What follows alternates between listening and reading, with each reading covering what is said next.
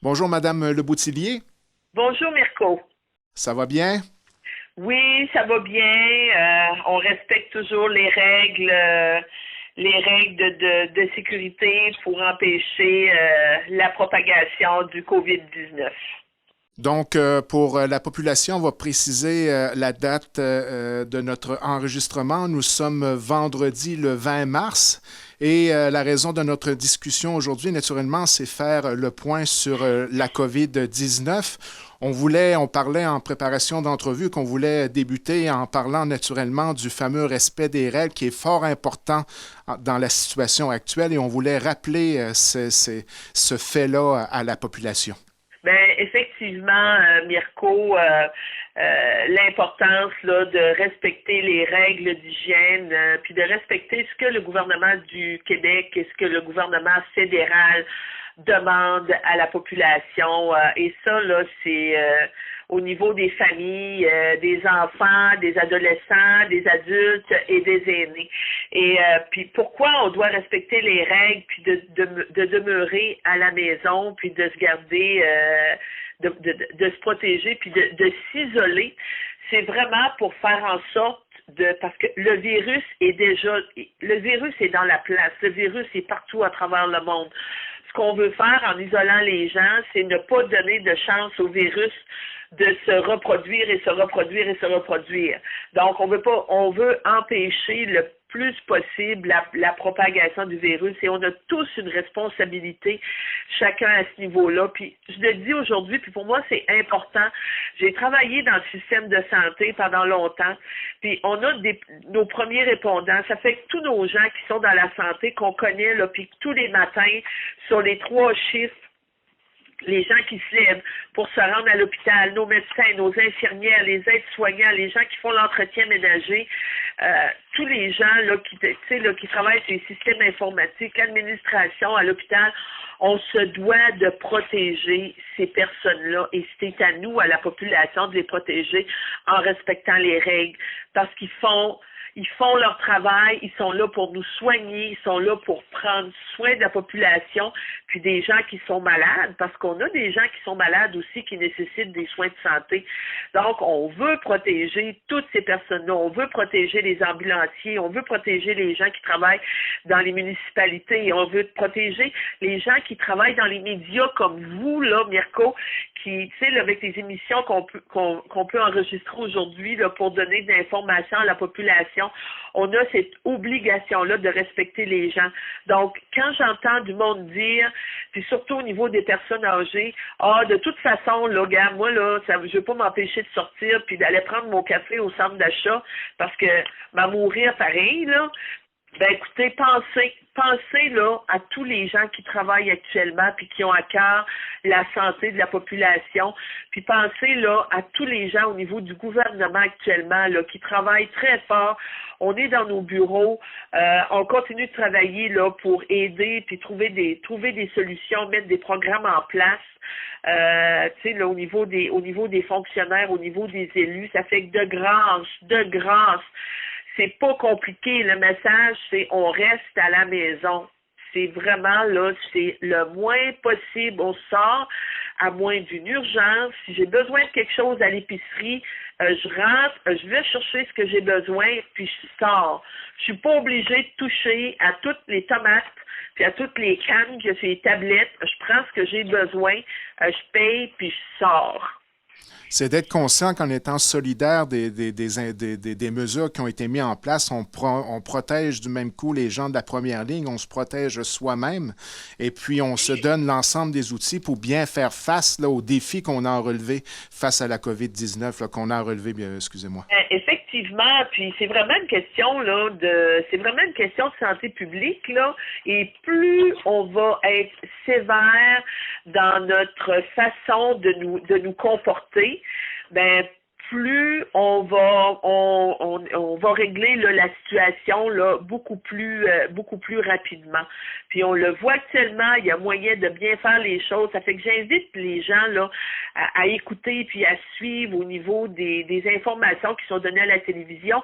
Puis on le voit actuellement là au niveau de la Chine, les mesures qui ont été mises en place.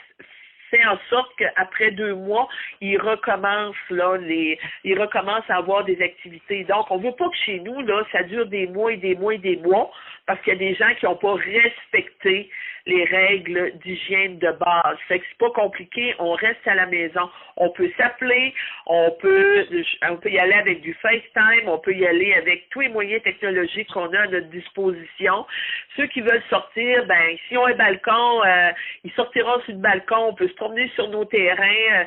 En appartement, on ouvre la fenêtre, on se met la tête dehors, puis on prendra l'air de même, là, mais de grâce, respecter les règles pour toute la population. En ce qui concerne l'aspect économique de la chose maintenant, il y a quand même une intervention assez solide du gouvernement fédéral d'accompagnement qui a été mise en place jusqu'à maintenant. Ben effectivement, on a mis notre plan d'intervention économique était très costaud et il a été, je vous dirais, il a été souligné par toutes les provinces, il a été souligné par tout le monde, par les différents partis politiques. Puis notre plan, c'est une phase 1. Puis il a été conçu là, pour aider les personnes puis les entreprises là, à traverser à travers la tempête économique qu'on vit actuellement. Et on sait que ça a des impacts là, importants sur notre communauté. Puis je peux vous dire là que en ces temps là qui sont c'est quand même extraordinaire là ce qui se passe actuellement, ce qu'on vit. Puis aucun Canadien là ne devrait avoir à se préoccuper là de payer ses factures, son loyer ou de pouvoir nourrir sa famille.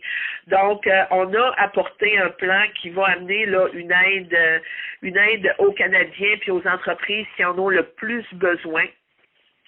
On parle là on parle de mesures là qui représentent là 27 milliards de dollars en soutien direct aux travailleurs, aux entreprises, 55 milliards de dollars en report d'impôts sur l'économie, mais ce n'est qu'un début, il va y avoir d'autres phases. Là, ce qu'on demande aux gens, puis c'est important dans l'information que je vous donne actuellement, c'est que l'allocation des soins d'urgence va être disponible au début avril parce qu'il y a des règles au niveau du Parlement qu'on se doit absolument de respecter et ça nous prend la sanction royale du Parlement. Fait qu'on a des députés qui vont se rendre à Ottawa, ceux qui sont les plus près, peut-être une trentaine de députés en tout et partout, divisés là au prorata là, du nombre, parce qu'on sait qu'on est en gouvernement minoritaire, mais ça nous prend l'accord de tous les partis politiques et ça, on va l'avoir parce qu'il y avait déjà des discussions là qui s'étaient faites. Donc, je demande aux gens d'avoir de la patience, mais tout le monde va recevoir de l'aide. Puis, parce que là, on entend aussi, il y a beaucoup de gens qui appellent au niveau de l'assurance emploi. Et là, on dit, bon, ben là, les lignes sont occupées.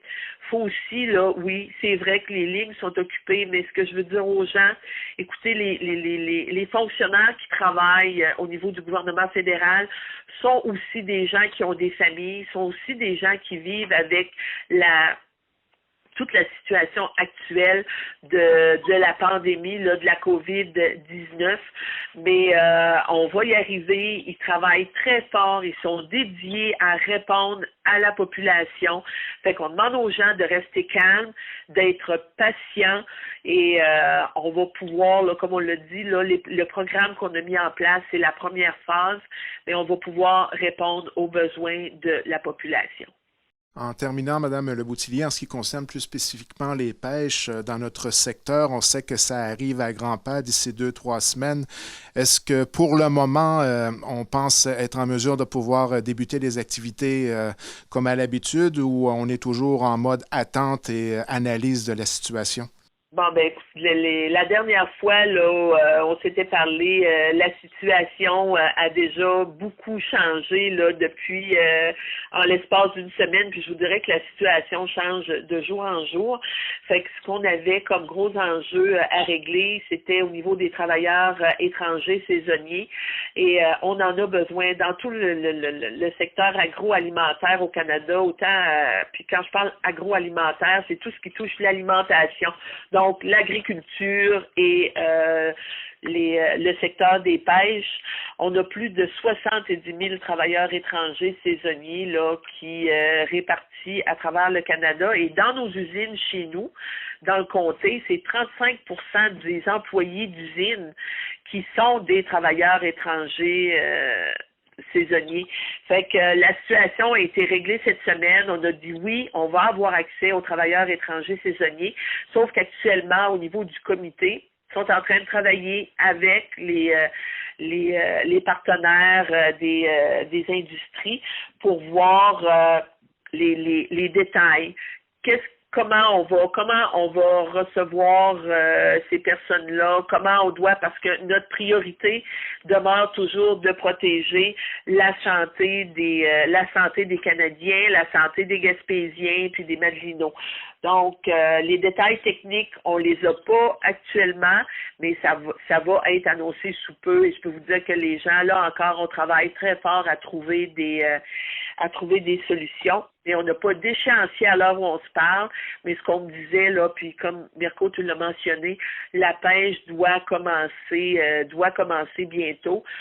Ça va commencer avec la zone 17 et on aura là, les détails à annoncer là, en temps et lieu. Soyez-en assurés, puis on va tenir la population informée.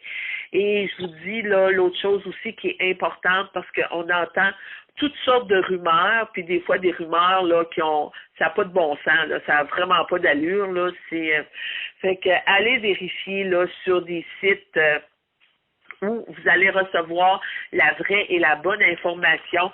Fait que les gens, là, vous pouvez aller suivre sur ma page Facebook ou sur des réseaux comme les vôtres au niveau de nos télévisions communautaires, nos radios communautaires, les sites du gouvernement. Fait que allez vérifier là, allez aux endroits où vous allez recevoir la vraie information. Donc, Madame Le Boutillier, on en parlait à la préparation d'entrevue. On va se rencontrer de façon régulière pour faire le point. Au moindre besoin, on se contacte et puis on informe la population de l'évolution du dossier au jour le jour si le besoin se présente. Oui, ça va me faire plaisir. Si vous entendez des choses, vous me contactez. Moi, je vous contacte. Mes bureaux sont ouverts. Les gens peuvent nous contacter là, en tout temps. Puis le message que je passe, respecter les règles d'hygiène. Puis tout le monde, là, c'est à la maison. Merci beaucoup pour votre grande disponibilité. Ça me fait plaisir. Bonne journée. Merci, au revoir.